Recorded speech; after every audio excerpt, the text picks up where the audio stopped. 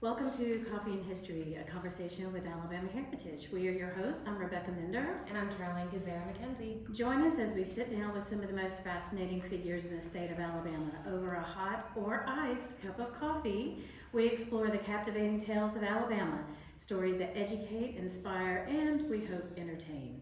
Today we are bringing you our episode from the Alabama Department of Archives and History, and we are thrilled to have you here with us.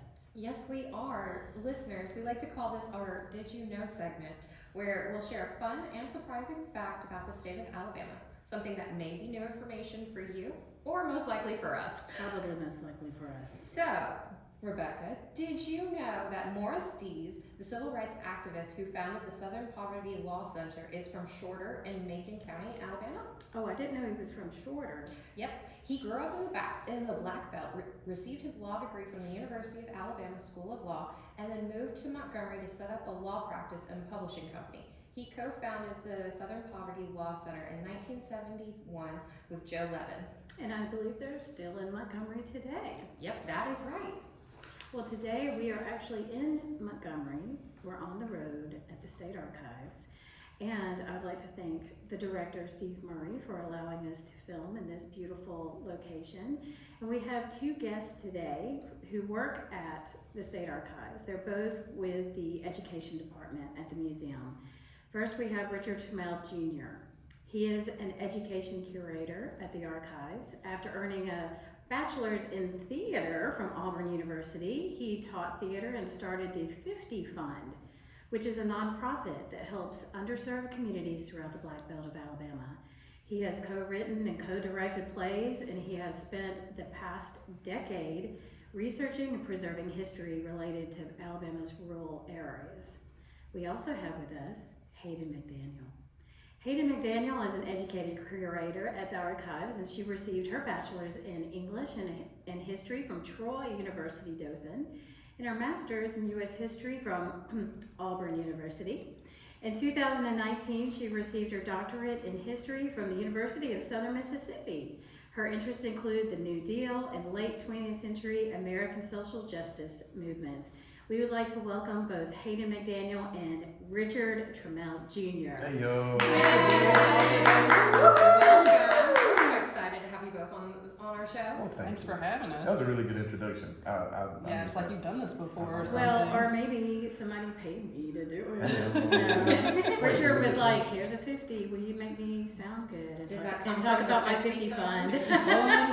I see what you did there. So, you guys, you both you work as education curators at the Archives. So tell us a little bit about the Education Department, because we're speaking to people from all the different departments. I mean, this is such a huge organization, and so tell us a little bit what the Education Department does and kind of what your roles look like day to day. I don't care who goes first.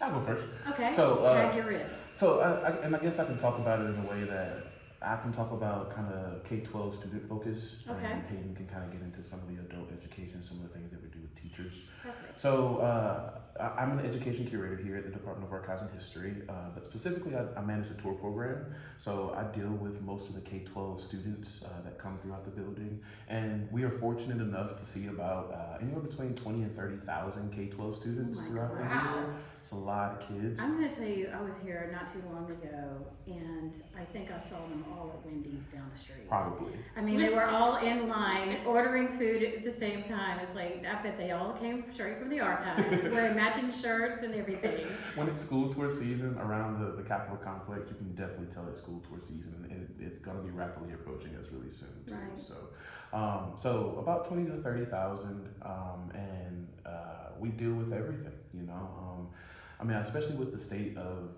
history education right now in the state, a lot of teachers are starting to come to us with students that haven't really realized or haven't had those opportunities to really dig into some of the pieces of history that they haven't been able to get to in their classrooms, right? So us in the tour program, we do a really good job of filling in those voids and really trying to create materials and create an experience for the students to really not only understand history but fall in love with history. Me personally, with my theater background, I really try to make history come alive. Right. Tell it like it's a story, right? Because if it's just tell it like it's timelines, it's boring. Yes. No one wants to listen to that unless you're an adult and you're watching, the news every morning while you're Right. drinking your coffee. Yeah. But it's like we got to make it interesting for children. So I Much try more to, engaging. yeah.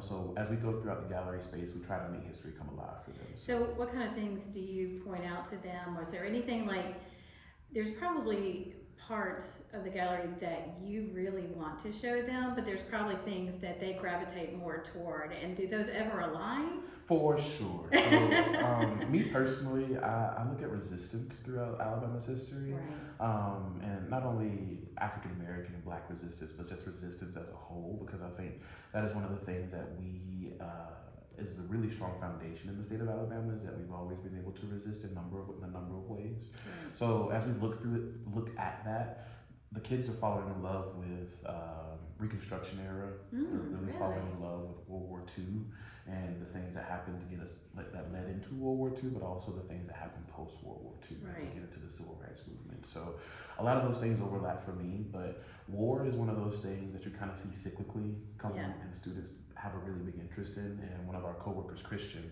he's the war person. So Everybody has their specialty. and that, luckily enough, there's 5 or 6 of us in the education section, and we all have our sort of niches, our own things that we're really focused on and that we really enjoy. So for me, anytime we talk about civil rights, I'm there for it, especially with students, because there's just so much that we can flesh out. And what age group do you normally work with? Is it just 4th graders, or is it a variety of classes? It was majority 4th graders, but over the last 2 or 3 years, we've seen that really kind of expand into 2nd and 3rd grade, but also we start to get a lot more middle school students come in, especially post-pandemic, because a lot of those children didn't get the chance to go to it. They missed it.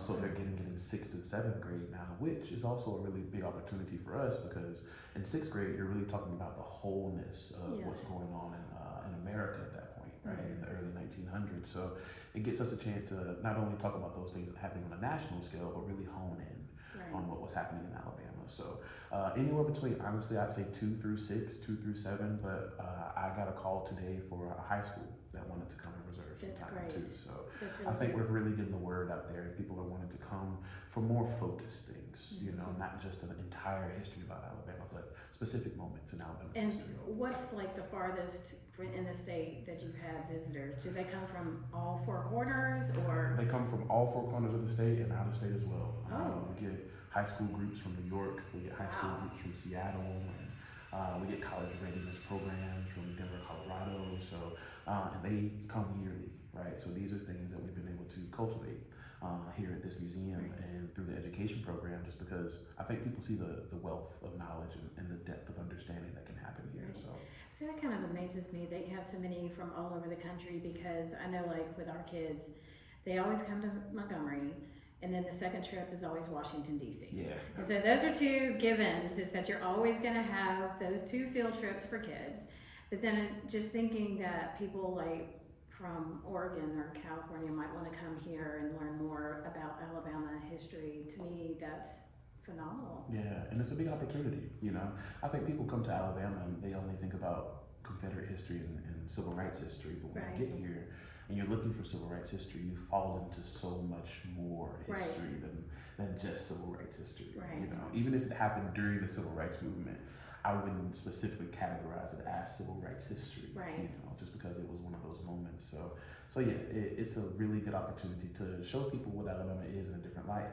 I think outside of the state, people kind of make up their own ideas about who Alabama is. And look, Unfortunately, yes, they do. I like biscuits, right? I like sweet tea. I like grits. I got a little twang in my dialect. Those things are true. Yes. So definitely some of those things are true, but the idea is that we don't have restrooms inside of our buildings anymore, or that everyone lives in trailers, or that our history. We wear shoes. We do have air conditioning. We have all of our teeth most of the time. So it's like, not all the things that you think about Alabama are true. When they get here and they see those things, they go back home with a different respect for our states. Right, and then for the kids to go back, it helps to let their parents know and the adults know that there is, more to the story than what they have probably learned in their lifetime. And So Hayden, you deal mainly with adults and education programs for them. So what kind of programs do you bring to the table for when people are coming to visit? Yeah, so primarily my role is in managing the Alabama History Institutes, which is a 3-day professional development program that we offer in various sites across the state of Alabama during the month of June. These are unique because they're conducted by current classroom educators. So we work with a cadre of currently about 20, somewhere between 15 and 20 teachers who plan out 3 days worth of stuff that not only introduces them to topics in areas that they may not have known are available to them, that they can go, that they can get resources from, but they come up with ways that can be inserted directly into the curriculum. That is one of our biggest takeaways is, you know, with the way that social studies education is right now, there's not a lot of time to be able to do that in the classroom, especially in an elementary setting. You know, they may be mandated to teach 45 minutes of it, and maybe they'll get 45 minutes of social studies one week and 45 minutes of science the next week, because that's how it's broken up, because it's not tested. Right. And so our way is to encourage cross-disciplinary instruction. So we have to teach literacy, we have to teach reading. So how can social studies, how can primary sources sort of supplement and help with that? And then again, there's a lot on teachers' plates right now, across the country, and ever since the pandemic, and it's kind of like, you know, we got all this stuff handed to us and it's not going back down. It won't go back down, so we just have to learn to manage with all these administrative functions, with all these different parents and adults and other expectations within the classroom, without the classroom, dynamics within the school systems. But then it's also like, oh yeah, we really need you to teach this thing. And it's like, just go find all the others. Good luck. Exactly. Good luck. And it's like, we want to make it as easy as possible to come pick up a lesson, an activity that's all connected for you, so that thinking part, I mean, it's not that they're not going to think about it, but you know what I'm saying, that it's not so onerous to go in and create a whole new thing and to find a whole new resource set and all of this, so that they're more encouraged to teach social studies. So when you have the teachers that come in for these institutes, where do those teachers come from, and how do they get involved in that process? So the other interesting thing about our workshops is not only that they're conducted by current classroom teachers, but we open up attendance to all public, private, and homeschool entities and educators across the state. They can be from anywhere in the state. In fact, people will also travel. We have kind of some groupies. Really enough. Well, that's good, though. Okay. Sounds like you're doing something right. I mean, a little bit, and they follow us I'm from a years. I'm just saying, that Let's might keep be a it good real. group for people to pay into. I mean, Can we be a part of the group? only 100%. only if we get t-shirts. That's true. We would do anything for a t-shirt. Free t-shirts all Teachers will around. too, and so They like their swag. they do. So, how did y'all end up at the archives? You know, you have a theater background. You came from adjuncting teaching, correct? So, how'd you come here? I came why up are you here? I came up pretty fast. So Rebecca mentioned in my intro that I graduated from Troy Dothan, and I started out as an education major, English specifically, and I started at community college, went to Troy Dothan, and took one of Marty Ola's classes, and then it was kind of like he didn't say you need to be a history major, but it was kind of like, you know, you're already minoring in history. It's just like a couple or 3 more classes to major in it. And so I was like, yeah, okay, I'm already an overachiever. Why not? You know, Get it to me. just And go. it's also Marty Ola. So I mean, who's going to tell him no? Because he'll keep emailing you or calling you. He will. Yes. I'm love not Marty. listening. Hello. He's been on our podcast as well, so But we know.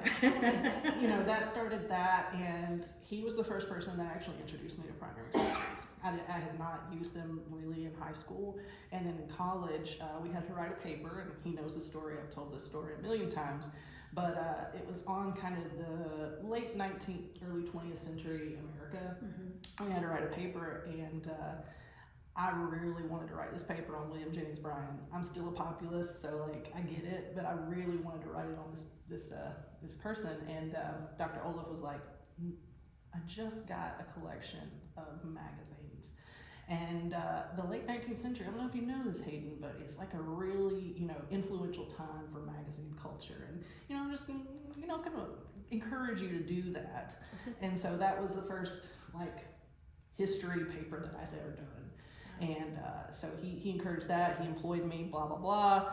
And then I applied for grad school in English, and I got waitlisted. And so I spent a year teaching and working at the archives with Dr. Olaf. And then it was kind of like, I'm going to do this history thing, I think. So might as well. Yeah.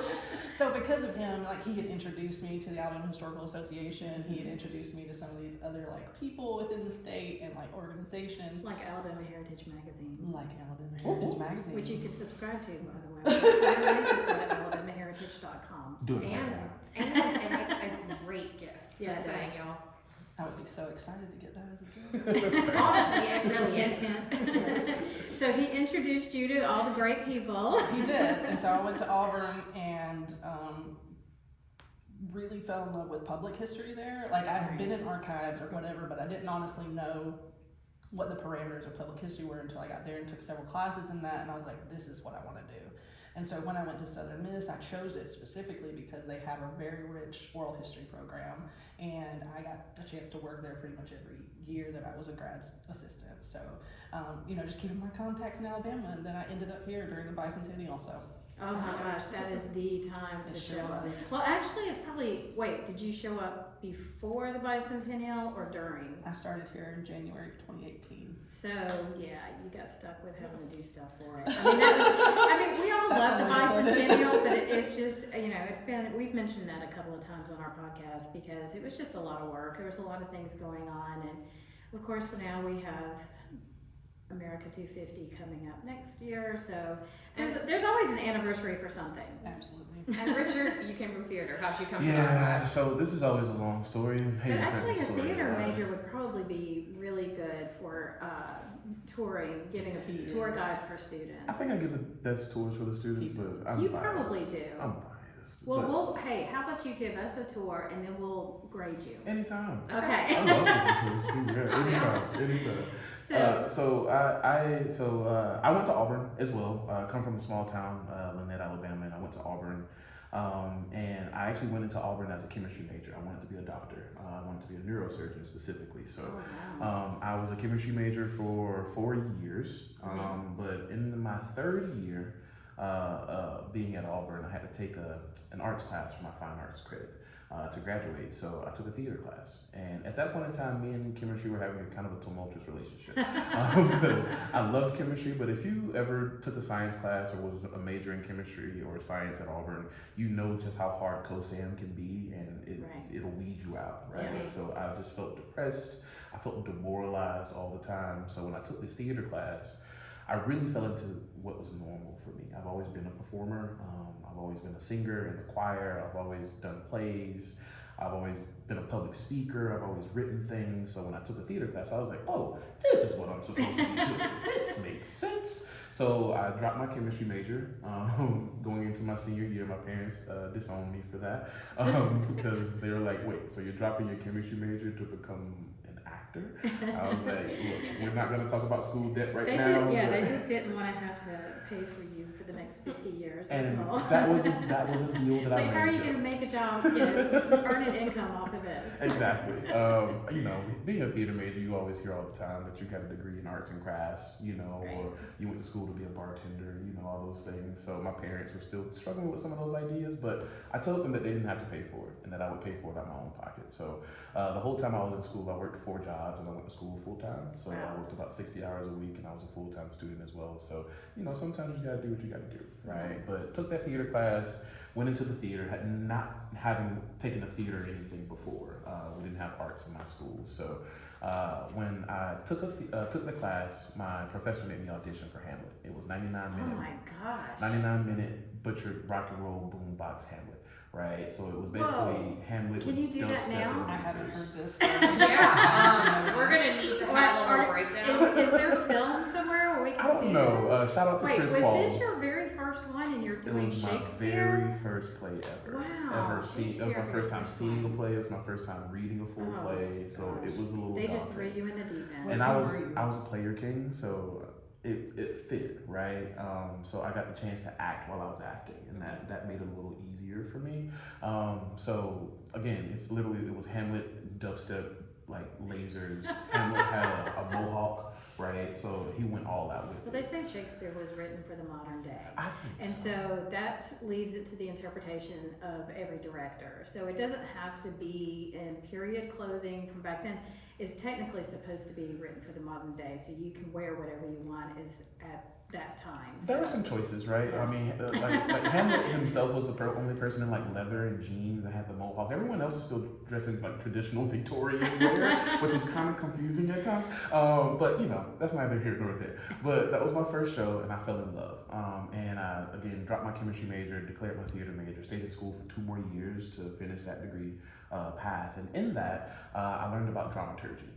Which was basically a theater historian, right? You go through, you make sure everything's historically accurate. You might even help playwright sometimes and do some editing. And I also had the chance to be a part of the inaugural cast of the Mosaic Theater Company on the campus of Auburn University. So we got the chance to create some scripts. And the first script that we got a chance to create with the help of Mark Wilson and the Carolyn Drawn Center for Arts and Humanities. They're great people, him and Maven, but they came to us and wanted us to create a script about the integration of Tuskegee Public High School.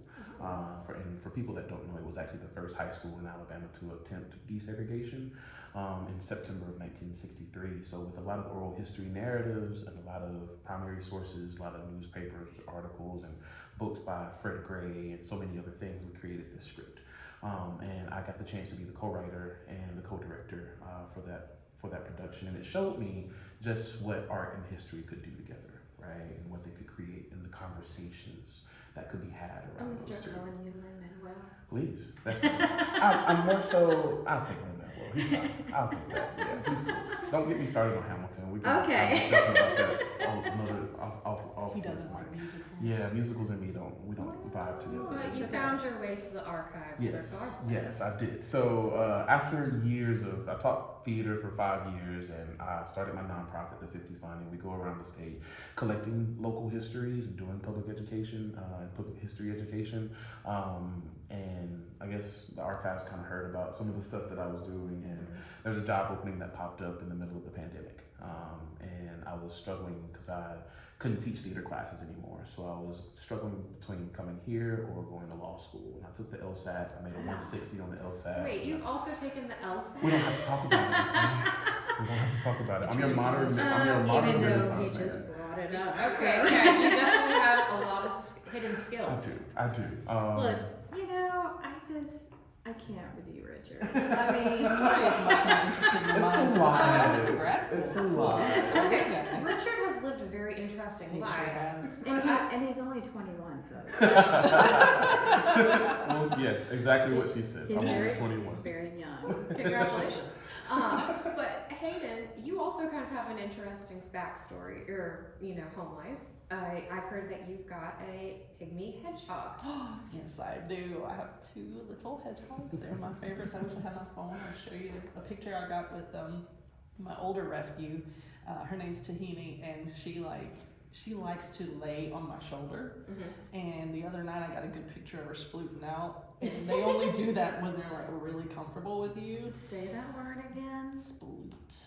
Is that? So you know, like when a dog Is that a likes to real lay word? down on the cold, It's old like cold starfishing. ground. Yeah, like starfishing. Yeah. Gluten now. She sploots. Is that a southern thing or is that a real I don't thing? know, but I say it We because say that's what it. she does. You've got a second one I too. do. Her name's Biscuit, and she is Tahini and Biscuit? Yes. I love Oh that. my gosh. Biscuit is mean as a snake. She is very small, but she is mad all the time, and she likes to bite. She doesn't like to come out and sploot. She likes to come out and like sniff and bite. So I take care of her anyway. So. Y'all are too cute. Y'all should have your own podcast. Don't try it. I mean, y'all y'all should. Or you need to live stream your hedgehogs, Yeah, like Well, the I Georgia mean, Aquarium. Also, don't get me started. I might do that I think because you they're should. very well. Okay, they're very so- cute, but they're also very mean and very sleepy. Yeah. So to reel us back in, get that fishing rod out. We're gonna bring it back. So bring it back home. So let's talk about the archives for a few more minutes because that is the reason why we're here. And I was thinking about there's a lot of hidden pieces, things that are not on display or things that are not part of the actual current narrative. And since y'all have, been here for a little while, how is there anything that you feel like is a hidden treasure that people should? Is this a hard question? If so, you can phone a friend or call somebody. But it's still I feel like there's so many different pieces and elements. And I know, Richard, especially with you giving tours to students, you can't show them everything. And I know everything's not on exhibit either. So is there anything that y'all could think of that's not on public view? Yeah. That's So kind of a hidden gem. something I always do, or something I've been trying to do since I've been here, is try to put more of our artifacts that deal with Black history on display, because Right. they don't get a chance all the Right. time. So one of the things that I love looking through, and that kind of started my journey here at the archives actually, is anything that has to do with the Lowndes County Freedom Organization.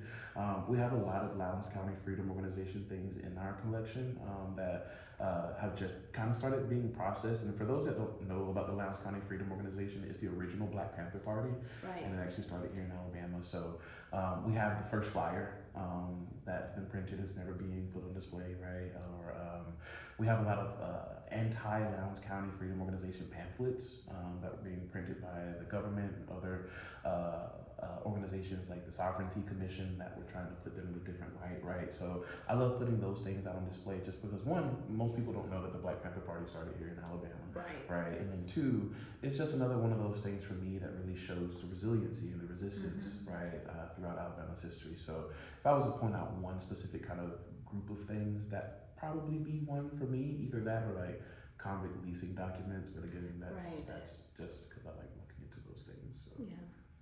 What about for you, Hayden? That's a very challenging question, I'll be honest with you, because we have a zillion million things in our collections. I think that's an accurate figure. Okay, now also using that zillion million. She just looked at the spreadsheet last night, folks. I'm pretty sure that's what it is. But is there anything that's, something that maybe you appreciate the most?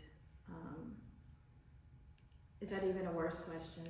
No, because all that's sticking out in my mind is not necessarily a collection, but it's kind of, again, because we vibe on this topic so often, Right. is that I've been doing a lot of research into civil rights lawyers Right. and like legal teams and everything. And one of the things that happens after kind of the traditional denouement, if you will, of the movement is that they start encouraging people to own land, to purchase land. And how does that also play a factor in their willingness or ability to be activists, to push against kind of some of these systems that still remain? And looking at agricultural records, looking at, like the Lowndes County Freedom Organization, looking at people that Richard has met through his nonprofit who were part of the Selma and Montgomery March, who had their own land, and that's the reason that they could do those things. And that those things are really important to think about as the civil rights movement kind of transforms into something else. For sure. And that's incredible. I'm fascinated by that. But I'm curious, are there any exciting public events coming up that you'd like to advertise? For sure. So we'll keep in mind for our listeners that we are recording in the summer, but this is actually going to be coming up probably in November. We'll have this. End of October, Yeah. early November. Yeah, so keeping that in mind. Mm-hmm. Regardless of the fact, February 2026, Nice. right? We've been doing a Black History event, Black History Month event, for the last 3 years. 2-3 years, I can't remember. It's a whirlwind. But on February 7th, 2026, we'll be having our 3rd or 4th annual, I can't remember right now, Black History Month event. It's always a really good time. We invite local organizations out. We also invite local community members out. We usually do a book reading in the morning. There'll be other art and other activities going on throughout the day. And then we'll end the day with a panel. Right now, we don't know what that panel is going to be, but it'll be a really good panel discussion. And the theme for this year is actually going to be the pursuit of happiness. So with the idea of the 250th coming around and not really having a theme to itself focus on in the 250th, Alex Colvin and I have decided to focus on one of the tenets that America was founded on, and it's that pursuit of happiness. So we're going to be looking at that in the broadest scheme, in the broadest ways, and bringing in a whole bunch of primary sources. We'll have temporary exhibits up, again, to showcase some of those things that we don't get the chance to pull out all the time. And again, it's just a really big day for the community to come out. I think that's a great thing to do, because I feel like our country could use that. And it works really well with the 250th anniversary. I think we really need that right now. Well, listen, Hayden and Richard, we have another segment of our show that we like to call Before You Go. Dun, dun, dun. So before you go, it's just where we ask you a few simple questions that are maybe not as strenuous as the last ones that we just asked you. That's fine, I can do that. So they could be or they are going to be even tougher. They could be either way. So we can ask both of you, and you can both chime in with your answers, because they're a little rapid fire a little bit. So we'll start with Hayden. So Hayden, what is your favorite app on your phone? It's this game I play called Royal Match. Royal Match. Oh, I've seen that before. I've seen commercials for it, but I haven't played it. It's a little bit of a problem. How about you, Richard? I might have to say YouTube, but watch a lot of podcasts. Oh, Okay. And including Coffee and History. Yeah, I watched the one with Theo. Yes, Theo Moore. Theo That's Moore. a really good friend of mine. So Excellent. I love Theo. he's so cool. He is one of my faves. Spicy or mild? Spicy. Yes. Without a doubt. Okay, if you could master any language, what would it be? Spanish. Greek. Oh, Spanish and Greek. No, Latin. I took 2 semesters of Latin in college, and I made D's in both of those semesters, so I want to go back and get a retry. I took Latin in high school, and it really did benefit my future, supposedly, for my mother. But, Look, I don't think it's a computer dead science language. in high school, so when I got to college, they were like, "What's your foreign language?" I said, "I never took one," and they said, "Computer science." So I had to take all the computer science classes. I in love that. college. Look, Actually. I hated HTML it. is definitely its own language. No, I had to For take sure. like COBOL and Oh, Fortran, gosh. and no, it's not easy. Mm-mm. Okay, the next 2 questions are specific for each of you. Okay. So Richard, you're a certified interpretive guide. When did you ever experience stage fright? Ooh, that's a really good question. The honest answer, I experience stage fright anytime that I'm in front of people. In all honesty, I think the thing that makes actors a good actor, a great actor, especially on stage, is working through that stage fright and using that stage fright as energy. So whenever I do have stage fright, I just bounce that energy back to the audience, and they bounce it back to me, and then it's gone. So Excellent. I like that. So Hayden, being from Dothan, Alabama, the peanut capital of the world, I've been told. Do you even like peanuts? And if you do you like boiled peanuts?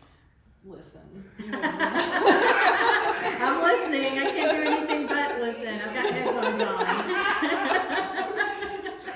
Go on. Tell us, girl. You've never met a bigger fan of peanuts than me. Oh. Did you attend the Peanut Festival? I am the pickiest, actually, because my husband, he's from Colorado, and he wanted to try like real peanuts, and he's like, I saw some in the can at the store. He's like, I'll just get some of those to try. I was like, absolutely not. You will not try boiled peanuts until I make them for you.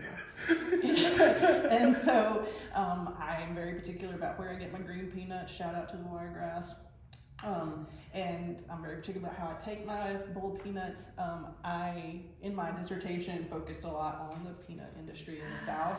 You did a dissertation just on peanuts. You know what? I love you. Straight That's out of fantastic. It wasn't real hard. She just interviewed her mom, And dad. R.I.P. Jimmy Carter, because I am obsessed with Jimmy Carter.